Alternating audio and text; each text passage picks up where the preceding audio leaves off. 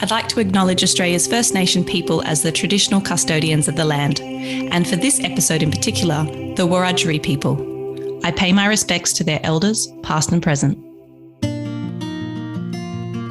Perfect picture would still be making wine with my dad each and every day, and him slowing down and enjoying some downtime for all his, by then, 60 odd years in the wine industry. So yeah, I'd just love to plant some varietals that I think in 20, 30, 40 years time will be ideal for wherever we do find that piece of dirt. This is the Over the Glass podcast. I'm Shanteh Wale.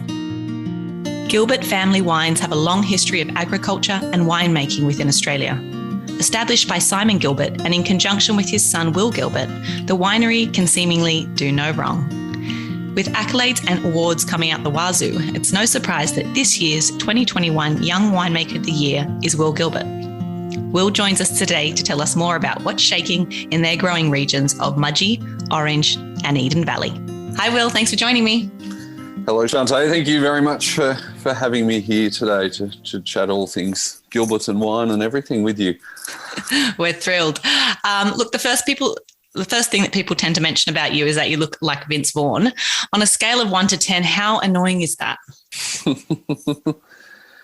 Started out as a bit of a novelty a couple of years ago, led by Andrew Jamieson, our amazing distributor here in New South Wales. But now it's starting to wear a little bit thin, and but if people like to associate that and it's a good little icebreaker, then whatever makes it comfortable for everyone.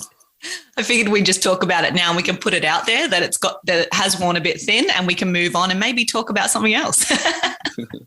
Perfect. Massive congratulations is in order for being named GT's 2021 Young Winemaker of the Year. That's huge. How are you feeling? Thank you. Yeah, absolutely thrilled. Still pretty lost for words, to be honest. It's absolutely blown away by that acknowledgement, and pretty thrilled to join that amazing list of winemakers that have been awarded that, and pretty amazed to be in sort of that company, and a lot of people that inspire me and have inspired me for quite some time as well. Perfect. Did you have some celebrations on Friday night and Saturday? It's been a very heavy weekend of celebrations. Had a little family dinner and staff dinner up at Mum and Dad's on Friday night, and in true Simon Gilbert style, we went pretty overboard with the alcohol scenario, and plenty of champagne and plenty of other amazing wines enjoyed with the team and the family. So it was a great evening. That sounds wonderful. I suppose, can you give us a little rundown of how Gilbert Family Wines came about?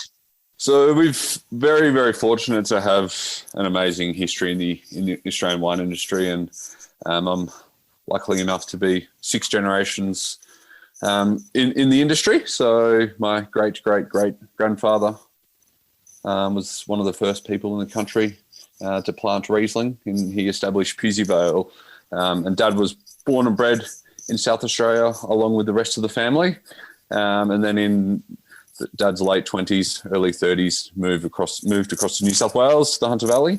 And he made wine for quite a few people, contract winemaking as well. And we still do that. But in 2004, and then more seriously in 2009, he started his own label, Gilbert Family Wines. And from there, it has eventuated into a little father and son duo where we've been fortunate to work together for a little bit over 10 years now.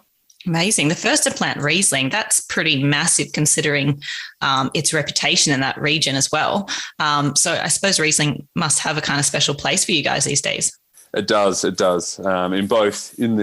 the Orange scenario as well as the Eden Valley scenario. So both Dad and I got Dad's little passion project of the Eden Valley range as well, and that's coming from vineyards close by to where he grew up as a kid, and then also the Orange representation of Rieslings are stylistically very different, a little bit more residual sugar and a bit more sort of texture building in those, with that higher sort of natural acidity and austerity that we can get from those sites in Orange. But it's a pretty extensive listing in our portfolio. I think we've got 6 or so Rieslings of like a current release style, and not even that's not even inclusive of the museums. But yeah, it's a variety which both Dad and I are incredibly passionate about, and love to continue that Gilbert story with Riesling and keep people sort of up to date with what Gilbert is doing with Riesling.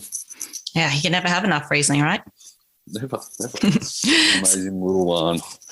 With making wine in 3 different regions, talking about that, what are the pros and cons of working in the 3 different regions that you work in, and what's the common thread that kind of binds all of Gilbert Family Wines together? Firstly, it's a logistical nightmare. It's a tough scenario in terms of our winery is based in Mudgee, and most of our fruit that does come from the Mudgee site that we lease and where the winery is located goes into rosé and our Gilbert Rouge blend. So being an earlier pick style with our rosé, it's usually the first things that are coming on in, and then we move into orange whites, and then as we're pressing those Mudgee reds, the orange whites are coming in, and it's there's always a lot of crossover, and it's not an easy white into pink into red situation in our winery. There's a lot of moving parts and a lot of different batches coming from different regions. But the common theme is being respectful of site and season, and really trying to harness that and showcase that, but whilst still being true to the varietal, and all about having that vibrancy and freshness, and just wanting to sort of let that varietal expression and regionality really sing. I like that. It really kind of ties it together, just talking about respect, site, season, and then looking at what you can do with that once you get it into your winery. Definitely. And particularly that comes back to that Riesling scenario of, making so many and from 2 different regions. We're all about showcasing the uniquenesses from 2 very different cool climate regions that do make great Riesling independently. So we're just trying to be respectful to those orange sites that the Riesling is going into, and the same thing as the Eden Valley situation. Yeah, I think it's such a benefit to have, different expressions with the same varietal from different regions, but then having a really lovely broad portfolio of saying, we do this because of this region, we add a little bit of sugar here, but then you're able to enjoy the whole gamut of what Riesling can do. Big time. Can you touch a little bit on your travels that you did around the world, and what experiences overseas inspired you the most in winemaking? Yeah, I've been fortunate to do a considerable amount of travels, and been a few vintages overseas that have been pushed back and cancelled because of the last little period that we've all been through. But we'll get there at some stage. But yeah, the 2 main regions that sort of, and they're polar opposite in terms of their reputation and sort of longevity in the industry as well. But it's Niagara in Canada and Burgundy in France. But those 2 regions for very different purposes. I made the decision in 2011 that I wanted to go somewhere New World, English speaking, and still with quite a New World focus, but definitely with that cool climate mindset. And Ontario, Niagara was the pick for me there, just to do something a little bit different, left of centre, and not follow the norm.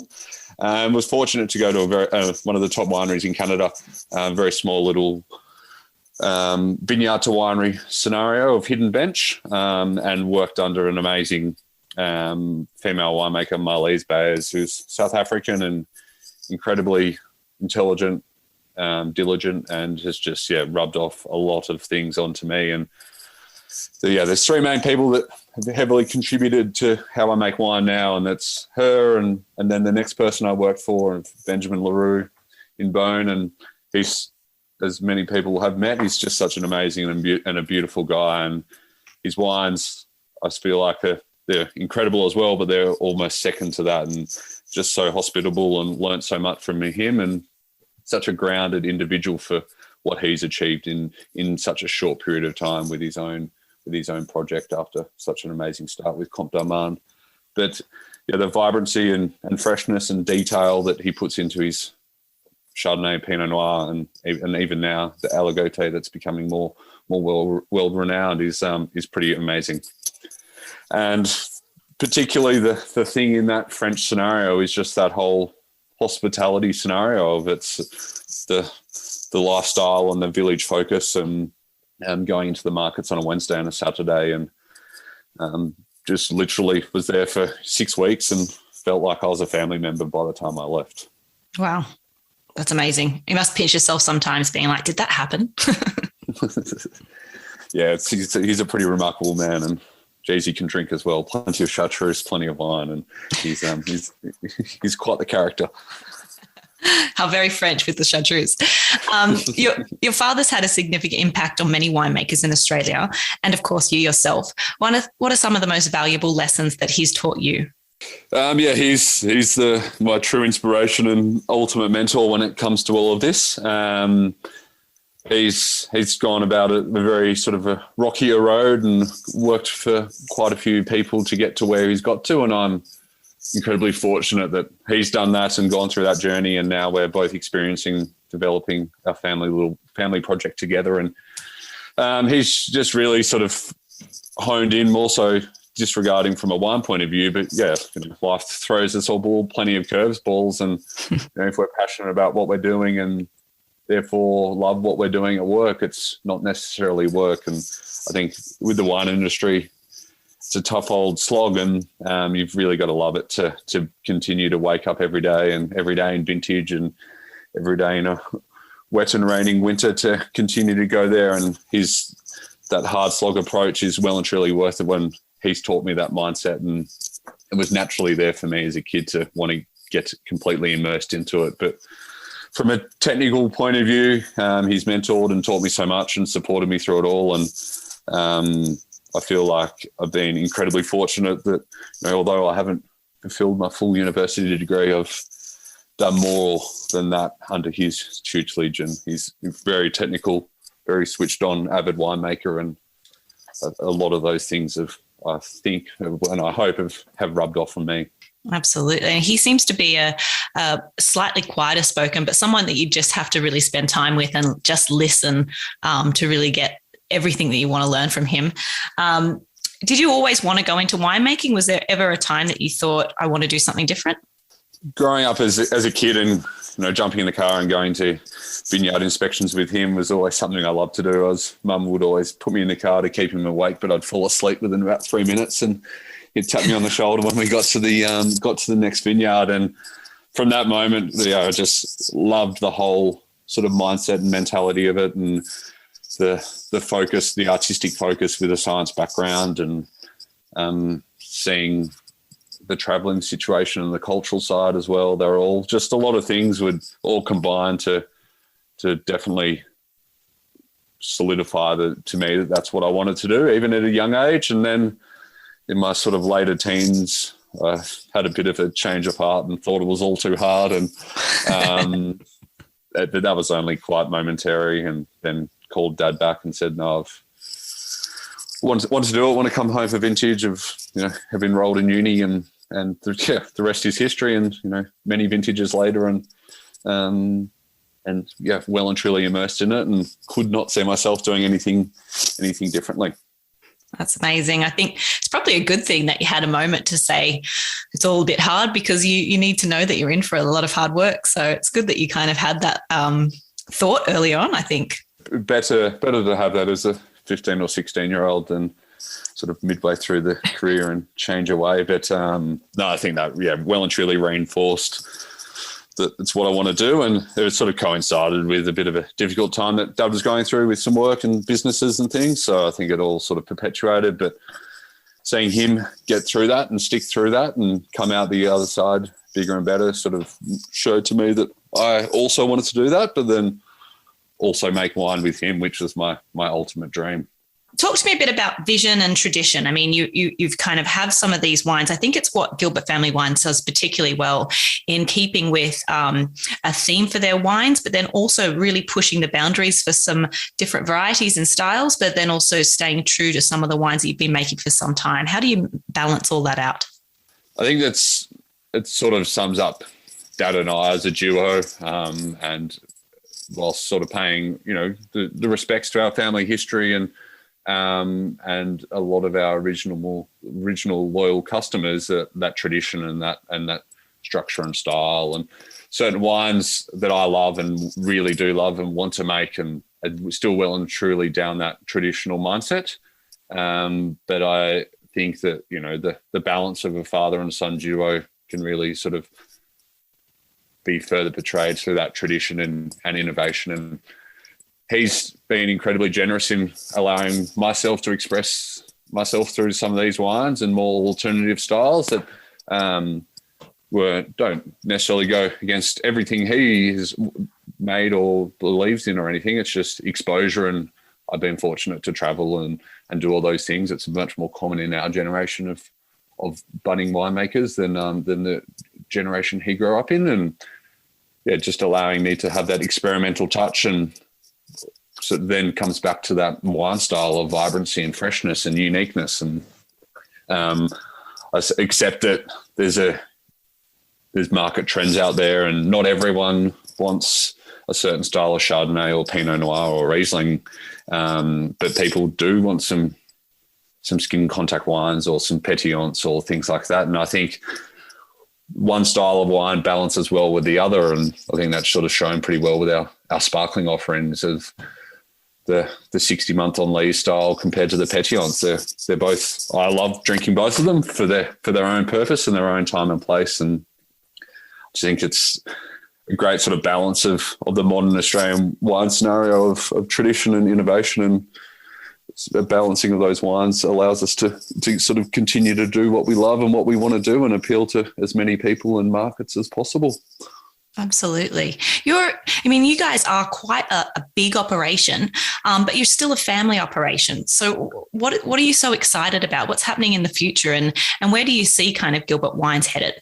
Yeah, we do lease a large facility, and there's certain wines we do that are considerably bigger than others, and they all allow Dad and I to work on our little sparkling project and those higher end Pinot Noirs and Chardonnays and residual sugared Rieslings and things. And that commercial aspect supports that smaller side. And the future is, I think, incredibly bright for the whole Australian wine scene, but in particular New South Wales. Like, I don't think that there's been a real change and a real movement in the last little while, and there's the supports from you, Shanteh, and a lot of your contemporaries and the people that you work in all these amazing restaurants with and writing all these amazing lists with. The support back to New South Wales has never been this strong, and such an exciting time for New South Wales and for Mudgee as a re-emerging region with some alternative varietal focuses. And it's a region is a traditional region and has a lot of history, but with the emergence of some alternative varietals, it's pretty exciting, and some newer brands popping into the region here. And then Orange with that cool climate change, and there's a few brands that are just constantly popping up out of there that's really fighting the fight of our Orange region and showing that, we can compete and make some pretty amazing Chardonnays and Pinots and sparklings for that matter, along with the diversity of varieties that can be done from such a cool climate region, but cool climate that's over elevation, not the one sort of microclimate. Yeah, absolutely. And I agree with you. New South Wales has never looked so bright. But I also think, it's been a good thing that people have started to explore some of the regions and look at their doorsteps to where can we go down, whether it be the Shoalhaven coast or out to Orange or Mudgee. You've got an incredible cellar door out in Mudgee. How has the response been since you opened that?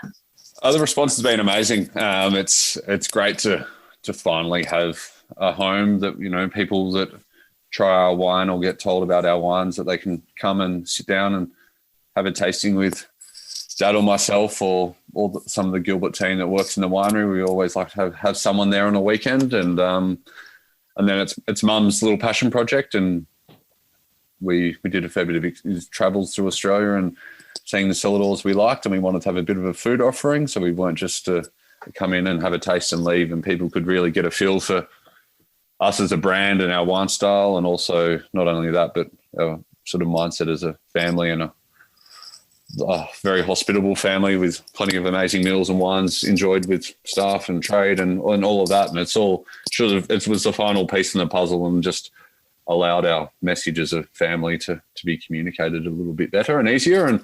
And then obviously the amount of tourism that has come through over the last little while is absolutely crazy, and we're just ready for it to all open up again and have round two. And it was amazing to see all these people that that had never been to Mudgee before and had our wine or had never had our wine, and they were meant to be in Europe or something, and they're just sitting and having a long lunch at Mudgee and thoroughly enjoying it and wanting to come back more again and recommend their friends. And so it's been an amazing little journey with that cellar door, and it's certainly it's certainly way more than what we originally envisaged. But then again, we've had a crazy amount of growth as a brand over the last 5-10 years, but also over the last 5 or 6 years. I think a lot of people, when they visit Mudgee, do talk about just how great that cellar door is and the experience there. And it usually tends to stay with them for life. They tend to be quite loyal after that, especially if a winemaker pops by and sits down with them for 5 seconds to have a little tasting. But in terms of some of the larger operation of your winery, we've enjoyed some really lovely older wines together. Is there something that you want to do for the future in terms of having a little bit more of those reserves and cellar releases that you put aside for later down the track? Yeah, so we will start to release a few wines over the next little while of some museum reserve Rieslings and Chardonnays, and then in time we'll be adding some Pinots to that mix as well. But probably something that Dad and I are most excited about and passionate about will be our late disgorged sparklings that we've just released our 2016 Blanc de Blanc and Method Trad, which I've enjoyed tasting with you a few weeks ago via computer screen. But we will have some late disgorge projects with that as well, which is pretty cool, and very excited by that. Just to really showcase, a different sort of prospect in the Australian sparkling scene. Incredible wines. It's amazing that I don't know how you can sit on like a little secret like that for so long, like we've got something coming up, we've been working on it, but and then finally doing the big release. It's very exciting. I was thrilled to finally get those out, and it's something that just kept on getting delayed as as the base wines on lees were getting better and better. So it was pretty tough to keep it quiet for so long, but no, well and truly worth the wait, and it's an exciting project. Totally agree. If you could paint the perfect picture of yourself and Gilbert Family Wines in 20 years, what does that look like? Yeah, perfect picture would still be making wine with my dad each and every day, and him slowing down and enjoying some downtime for all his, by then, 60 odd years in the wine industry. So I think he's due for a big holiday, and I just want to continue to make wine with him for as long as possible and fulfill our dreams of owning our own little estate vineyard, which is all going into our own wines, but while still continuing to buy fruit. And at the end of the day, we still got to put food on the table and still have some of those larger SKUs. So continuing to do that, and still as a family project, and planting some varietals that I think in time for the next generation, whether it's a Gilbert family member or someone else, that would ultimately take over the land, because at the end of the day we would just be the caretakers of that site. And I'd just love to plant some varietals that I think in 20, 30, 40 years time will be ideal for wherever we do find that piece of dirt. Will, I definitely think you deserve a couple of rounds bought for you, just so we know what we need to buy you at the bar next time. If you could only drink 3 alcoholic beverages for the rest of your life, what would they be and why? I do love a good cold beer. So kegs of Resch's on tap in cold schooner glasses is definitely my beer of choice. And gin and tonics, and then any grower champagne that is available as well. So I think we can completely align on all of those. That's awesome. Look, the trajectory of Gilbert Family Wines is astounding. I really hope it continues on that path for you guys. But I look forward to opening something special with you soon, saying a cheers to everything that you've achieved. And thanks for making the time to chat with me today. Thank you so much for having me in, Shanteh. It was great to chat, and look forward to having a drink with you soon. And thank you for the support of not only me, but also Gilbert Family Wines over the last couple of years, and even before we got to know each other after that wine show. You were still a big supporter of us, and great to call you a friend and do this podcast with you. That's a pleasure. Thanks, mate. I'll chat to you soon. Cheers to you. Bye-bye. Cheers. This is Over a Glass. I'm Shanteh Wale. Stay tuned for more stories from the world of wine and drinks. Listen in every Thursday on your podcast app. Follow us on Instagram at overaglasspod and contact us at overaglass@deepintheweeds.com.au.